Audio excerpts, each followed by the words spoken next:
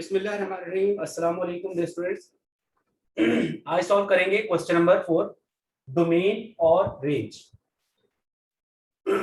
Domain और range actually होता क्या है, सबसे पहले ये हम जानते हैं। ये हमारे पास जो डोमेन होती है, ये सेट ऑफ इनपुट वैल्यूज होती हैं जो हम फंक्शन में वैल्यूज को पुट करते हैं और फंक्शन की वैल्यू फाइंड आउट करते हैं। जिन वैल्यूज के ऊपर उनको डोमेन का नाम दिया जाता है। फॉर एग्जाम्पल, आपके पास एक फंक्शन है f of x is equal to 2x plus 5। अब यहाँ पे जो x है, x की तमाम वैल्यूज जो होंगी वो इनपुट वैल्यूज होंगी और इनको डोमेन कहा जाएगा। ये फंक्शन की डोमेन कहलाएंगे। फॉर एग्जाम्पल, अगर आप यहाँ पे x की वैल्यू 0 पुट कर देते हैं तो फंक्शन की वैल्यू आएगी f of 0 is equal to 2 into 0 plus 5। तो ये रिजल्ट आएगा 5। आपने इनपुट दी 0, उसके अकॉर्डिंग जो फंक्शन का आंसर आया है या फंक्शन की वैल्यू आई है वो 5 है। तो ये जो 5 है ये क्या है, ये रेंज है। मतलब इनपुट वैल्यूज के ऊपर जो आपको आउटपुट वैल्यूज मिलती हैं उनको हम रेंज का नाम देते हैं।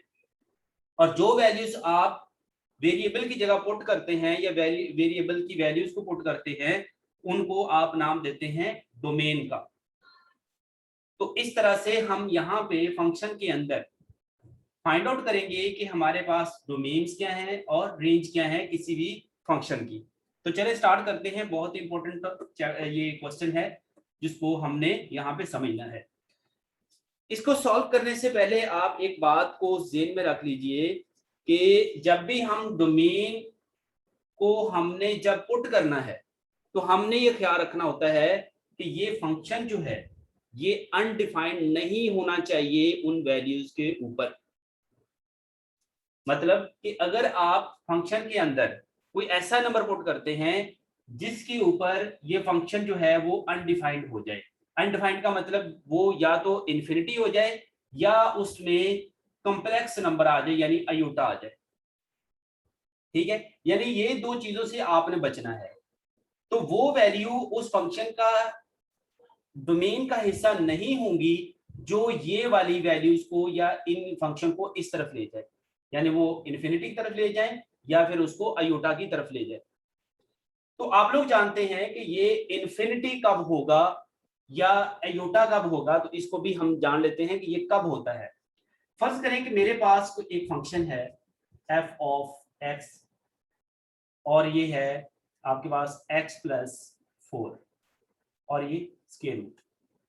अब ये है कि x की वैल्यू अगर आप इन्फिनिटी पुट कर देते, अगर आपने x की वैल्यू इन्फिनिटी पुट कर दी तो क्या होगा, ये वाला जो हमारा फंक्शन है ये टोटल इन्फिनिटी की इक्वल होगा जो ये अनडिफाइंड है।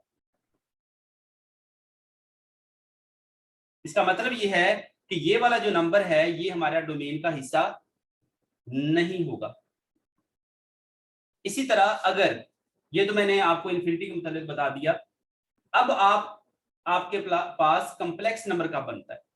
अगर आप यहाँ पे आपको पता है कि स्क्वायर रूट के अंदर अगर नेगेटिव नंबर आ रहा है, कोई नेगेटिव नंबर आ रहा है, -1 है, -2 है, -3, कोई भी नेगेटिव नंबर आ रहा है तो आपको पता है ये आयोटा के इक्वल बन जाता है। तो आप देखेंगे कि अगर मैं x की वैल्यू ऐसी वैल्यू पुट कर दूं जो 4 से ग्रेटर हो लेकिन नेगेटिव हो। कैसे? फर्ज करेंगे x की वैल्यू आप पुट कर देते हैं -5। तो जब आप अबव फंक्शन में -5 पुट करेंगे तो रिजल्ट बनेगा -5 प्लस 4। तो ये नंबर आ जाएगा आपको -5 में से +4 उसमें से किया तो ये आंसर आएगा -1। तो ये कॉम्प्लेक्स नंबर बना। इस तरह से ये अब भी अनडिफाइंड है, ये भी कंडीशन सेटिस्फाई नहीं करती फंक्शन के ऊपर। इसलिए हम क्या करते हैं कि ये -5 जो है इसका डोमेन का हिस्सा नहीं होना चाहिए। ठीक है, अब हम जो है कि एक्चुअल क्वेश्चन की तरफ जाते हैं जो हमारा बुक का हिस्सा है, उनको हम देखते हैं कि ये किस तरह से हमने इनको सॉल्व करना है। तो इसको ज़हन में रखते हुए आपने ये क्वेश्चन सॉल्व करने हैं। अगर आप इनको सॉल्व कर लेते हैं तो मतलब आप इस बात को समझ जाते हैं तो आपको ये सॉल्व करना आसान हो जाते हैं। तो चले देखते हैं कि हमारे पास क्वेश्चन 4 का फर्स्ट पार्ट है, वो गिवन हमें है f of x is equal to 2x minus 5। ये हमारे पास एक नंबर है। स्टूडेंट्स इसमें ये देखिएगा कि इसकी डोमेन क्या होगी। सबसे पहले हम डोमेन देखते हैं। अब ये देखें कि ये ना तो कोई फ्रैक्शन है, क्योंकि यूजुअली आपके पास फ्रैक्शन के अंदर अनडिफाइंड नंबर आता है, यानी इन्फिनिटी जो है वो फ्रैक्शन के अंदर ज्यादा एग्जिस्ट करता है, क्योंकि आप अगर डिनोमिनेटर में इस तरह की सिचुएशन बन जाती है कि उसके डिनोमिनेटर में जीरो आ जाए, ठीक है, समथिंग ओवर जीरो, मतलब आपके पास कोई नंबर है फॉर 5/0 है, तो ये अनडिफाइंड हो जाता है, इन्फिनिटी की तरफ चला जाता है। अब ये देखिए ये फ्रैक्शन तो है नहीं कि मतलब इसकी डिवाइड में आपके पास कोई इस तरह की सिचुएशन नहीं बन सकती कि यहाँ पे नीचे जीरो आ जाए। ये आपके पास एक लीनियर फंक्शन है, ठीक है, तो ये अनडिफाइंड नहीं हो सकता। हाँ, एक सूरत में हो सकता है कि अगर आप x की जगह पे जो है कि वो इन्फिनिटी पुट कर दें तो फिर ये इन्फिनिट हो जाएगा, लेकिन हम इन्फिनिटी इसमें पुट नहीं करेंगे, क्योंकि ये हमें पता है कि इन्फिनिटी नंबर जो होता है ये तो हमें चाहिए ही नहीं, ये अनडिफाइंड नंबर कर देता है, अनडिफाइंड फंक्शन बना देता है। अब हम क्या करेंगे कि इसके अंदर यानी x की जगह पे, क्योंकि जो x की तमाम वैल्यूज जो हैं वो सारी की सारी हमारी इनपुट वैल्यूज हैं, यानी डोमेन्स है, सारी हमारी डोमेन सारी डोमेन वैल्यू बनती है। अब हमारे पास ये क्योंकि लीनियर है, और याद रख लीजिए लीनियर के लिए हमेशा हमारे पास तमाम रियल नंबर के ऊपर ये फंक्शन डिफाइंड होता है, अनडिफाइंड नहीं होता, क्योंकि ये लीनियर फंक्शन है, तो इसलिए ये तमाम रियल नंबर के ऊपर डिफाइंड होता है। आप x की जगह पे कोई सी भी वैल्यू पुट कर दें सवाए माइनस इन्फिनिट के और इन्फिनिट के, ठीक है, इनके अलावा कोई भी इसमें वैल्यू पुट कर दें, मतलब आप माइनस इन्फिनिट से पहले पहले और पॉजिटिव इन्फिनिट से पहले पहले कोई सा भी रियल नंबर इसमें पुट करेंगे तो ये क्या आ जाएगा आपके पास, ये हमेशा डिफाइंड रहेगा, अनडिफाइंड नहीं होगा, यानी ना तो इसमें इन्फिनिटी आएगा और ना ही कॉम्प्लेक्स नंबर बनेगा। तो इसलिए हम कहते हैं कि डोमेन ऑफ फंक्शन क्या बनी फिर, डोमेन आपके पास आएगी set of all real numbers. मतलब ये होगा कि रियल नंबर आपके पास जितने भी रियल नंबर है सबके ऊपर ये फंक्शन डिफाइन है, इसलिए हम कहते हैं कि ये इसकी जो डोमेन है वो set of all real numbers है, ठीक है। Set of all real numbers में क्या आता है, आपके पास तमाम के तमाम नेगेटिव नंबर, तमाम के तमाम पॉजिटिव नंबर, तमाम के तमाम स्क्वायर रूट वाले नंबर, तमाम के तमाम आपके पास विदाउट स्क्वायर रूट वाले नंबर, सारे के सारे जो है नंबर वो रियल नंबर्स में आते हैं। ओके, अब हम इसकी निकालते हैं रेंज। तो रेंज इसमें क्या स्टूडेंट्स आएगी कि रेंज में क्या है कि आप अगर सेट ऑफ रियल नंबर इसमें पुट करते हैं, मतलब आप 0 यहाँ पुट करते हैं, तब आपके पास आंसर जो आएगा वो क्या आएगा, वो सारे का सारा रियल नंबर आएगा, ठीक है। अगर आप इसमें -1 पुट कर देते हैं तो इसमें तभी वो रियल नंबर आपको इसका आंसर आएगा, यानी एक्स की जगह पे आप कोई भी रियल नंबर पुट करेंगे तो आपके पास हमेशा रियल नंबर ही आपको मिलेगा, ठीक है। तो इसलिए हम कहते हैं जो इसकी रेंज है वो भी set of all real number ही बनती है। तो ये स्टूडेंट्स ये क्वेश्चन सॉल्व हो गया आपका। आप इसका आसान सा ट्रिक रख सकते हैं, जरूरी नहीं है ये फंक्शन आपके पास हो, आपके पास लीनियर फंक्शन, लीनियर में आप देख रहे हैं कि यहाँ पे x की पावर कितनी आ रही है 1, इसलिए इस फंक्शन को आप लीनियर का नाम देते हैं। तो ये एक लीनियर फंक्शन आपके पास, और लीनियर फंक्शन की जो डोमेन और रेंज जो होती है ये आप हमेशा के लिए याद रख लीजिए कि ये set of all real numbers होती है। तो this is your answer of this question. आप इसको मैथमेटिकली कैसे लिख सकते हैं, अगर आपने set of all real numbers अगर लिखने हैं तो इसको मैथमेटिकली हम इस तरह से लिख सकते हैं कि आप माइनस इन्फिनिट टू इन्फिनिट, इस तरह से। ये हमें क्या बता रहा है, हमें ये बता रहा है कि ये जो ब्रैकेट्स है ये आपको ब्रैकेट्स क्या बताती हैं, ये ओपन ब्रैकेट्स होती हैं, इनको ओपन कहा जाता है। ओपन ब्रैकेट्स में ये होता है कि इसका मतलब ये है कि ये माइनस इन्फिनिट और प्लस इन्फिनिट ये तो शामिल नहीं है, लेकिन इनके दरमियान वाले, इनसे पॉजिटिव इन्फिनिट से पहले पहले और नेगेटिव इन्फिनिट से पहले पहले जितने नंबर हैं वो सारे के सारे डोमेन में शामिल हैं। इसी तरह आप जब रेंज को भी लिखेंगे तो रेंज भी क्योंकि सेट ऑफ रियल नंबर्स है, इसलिए इसको भी आप माइनस इन्फिनिट टू इन्फिनिट लिख सकते हैं, और इसको भी आपने ओपन इंटरवल में लिखना है।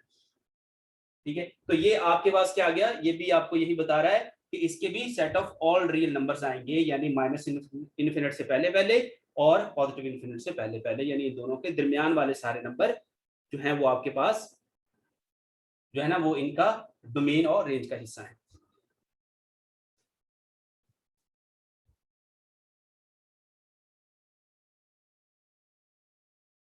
ओके स्टूडेंट्स, अब नेक्स्ट हमने क्या करना है, इसका ग्राफ ड्रॉ करना है कि ग्राफ किस तरह से हमने कंस्ट्रक्ट करना है।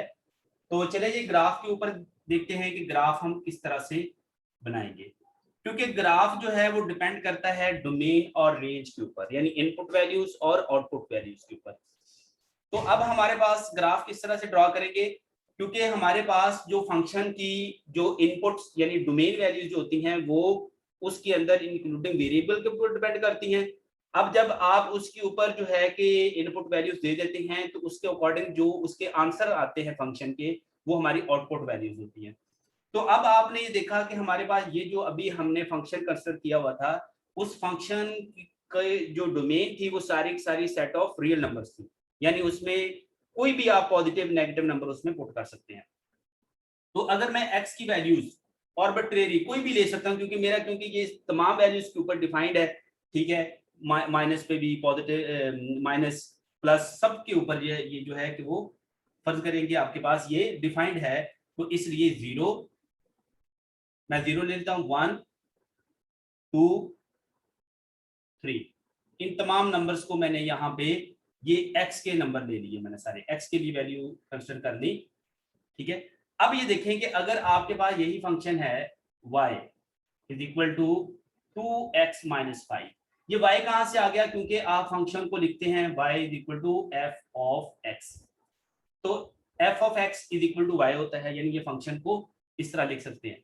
तो इसलिए अब हमने यहाँ पे अगर मैं इस फंक्शन में x की जगह पे 0 वैल्यू पुट करता हूँ तो y की वैल्यूज क्या आएंगी, तो y की वैल्यू जो है यहाँ पे x की वैल्यू 0 पुट की तो ये सारा ये वाला जो आपके पास टर्म साइड 0 हो जाती है, तो -5 आंसर आता है। अब आपके पास नेक्स्ट क्या है कि अगर आप 1 वैल्यू पुट कर देते हैं तो x या 1 पुट करेंगे तो ये यहाँ पे 2 आंसर आएगा, 2 का जो -5 में से +2 किए तो कितना है -3। अब आपके पास नेक्स्ट क्या है 2 को आपने यहाँ पे x या पुट किया तो ये बना 2 टू द 4, 4 को आपने -5 से जो है निकालेंगे तो कितना आंसर आएगा -1। अब आपके पास नेक्स्ट क्या है 3 को आपने x का पुट किया तो कितना बना 6 प्लस 6 और +6 में से -5 किया तो कितना आंसर आया 1। तो इस तरह से ये आपके पास जो है कि डोमेन और रेंज आपने फाइंड आउट की डिफरेंट नंबर के ऊपर। आप आर्बिट्रेरी कोई भी इसमें से नंबर ले सकते हैं, जरूरी नहीं है कि यही चूज करें, क्योंकि ये आपका x की भी कोई भी रियल नंबर हो सकते हैं और y के भी रियल नंबर कोई भी रियल नंबर हो सकते हैं।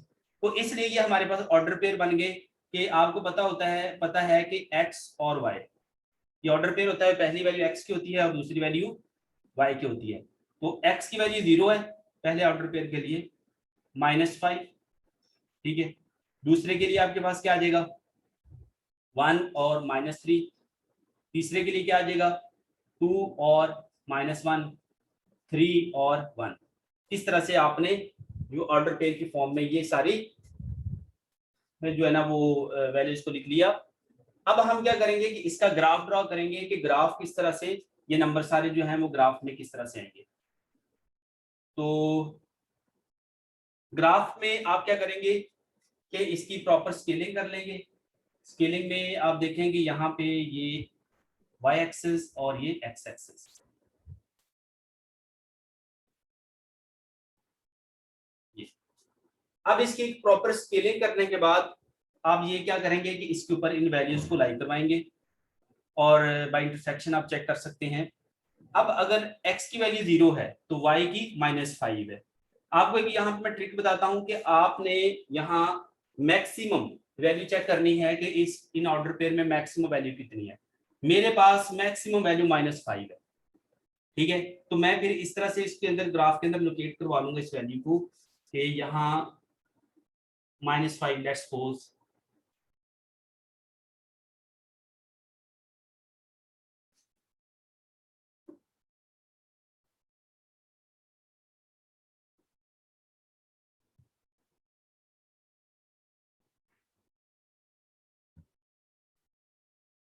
तो अब इसमें हम ये देखेंगे कि इन वैल्यूज को यहाँ पे इन ऑर्डर पेयर को हम यहाँ पे लाई करवाएंगे। अब लेट्स सपोज कि आपके पास मैक्सिमम वैल्यू -5 है तो यहाँ पे आएगी और x की वैल्यू 0 है। तो आपको पता है कि x एक्सिस के ऊपर y 0 होता है और y एक्सिस के ऊपर x 0 होता है। अब आप क्या करेंगे कि यहाँ पे देखें कि अगर y हमारा -1 है और x 0 है तो इसका मतलब यहाँ 5 के ऊपर बिल y एक्सिस के ऊपर यहाँ ये वाला जो है ऑर्डर पे लाई करेगा 0 और -5 यहाँ पे आएगा, ठीक है। ये आपको शो करवा रहा है कि y एक्सिस के ऊपर x की वैल्यू 0 है और y की वैल्यू -5 है। अब हम नेक्स्ट देखेंगे कि आपके पास x पॉजिटिव है 1 है तो यहाँ पे आएगा 1 और जो आपका y है वो कितना है -3। लेट्स सपोज कि ये यहाँ पे -3 आ गया यहाँ। अब इसकी इंटरसेक्शन करवा सकते हैं आप लोग -3 इधर मैं लाई करवा देता हूँ कि यहाँ पे ऐसे लिख लेते हैं।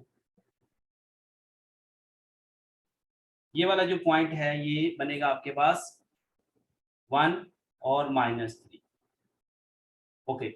अब नेक्स्ट आपके पास आएगा 2 और -1 यानी x2 है, यहाँ पे मैं ले लेता हूँ यहाँ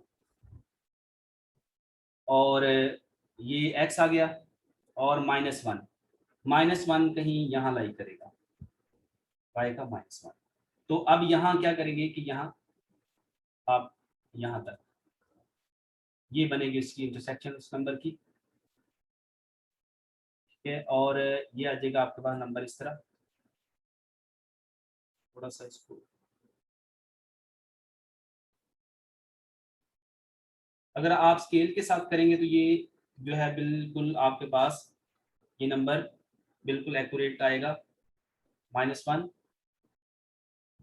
अब क्या करेंगे कि 3 और 1 को देखेंगे तो ये नंबर 3 पॉजिटिव एक्स एक्सिस के ऊपर और ये y जो है ये क्या आ रहा है +1। तो अगर आप इनकी इंटरसेक्शन करवाएंगे कुछ यूं बनेंगे ऐसे। अब इन तमाम पॉइंट्स को आप ज्वाइन करवा दें यानी इन पॉइंट्स को एक स्ट्रेट लाइन के जरिए मिला दें इनको। ये देखिए ये वाला पॉइंट जो है थोड़ा सा ऊपर नीचे हो गया, ये समझिए कि आप इस तरह से यहाँ कहीं ऐसे बना लें -1 और ये 2 ये पॉइंट, ठीक है। ये हमेशा लीनियर फंक्शन है। लीनियर फंक्शन की जो हमेशा ग्राफ आता है वो एक स्ट्रेट लाइन आती है, ठीक है। ये आपके पास एक स्ट्रेट लाइन बनेगी और ये आपने ग्राफ की जो है ना वो स्ट्रेट लाइन को ड्रॉ कर लिया। अब आपके पास जो है कि इस फंक्शन को आप इसके ऊपर भी लिख सकते हैं 2x - 5 इक्वल टू f(x). तो ये था आपका ग्राफ, जो सिंपल सा आपने ग्राफ ड्रा करना था। ये आप 9th-10th में भी आपने इस तरह के ग्राफ ड्रा किए हैं तो मुश्किल नहीं है। आप यहाँ पे x और y की वैल्यूज को जो है ना वो लोकेट करवाते हुए फाइंड करते हुए आप यहाँ पे उनका ऑर्डर पेयर के हवाले से आप पॉजिटिव एक्स एक्सिस और नेगेटिव एक्स एक्सिस के हिसाब से यहाँ पे उनके इंटरसेक्शन करवाते हुए पॉइंट लोकेट करवा लेंगे और उन तमाम पॉइंट्स को आप इसमें ज्वाइन कर देंगे तो आपके पास इस तरह एक स्ट्रेट लाइन आ जाएगी। तो दिस इज योर ग्राफ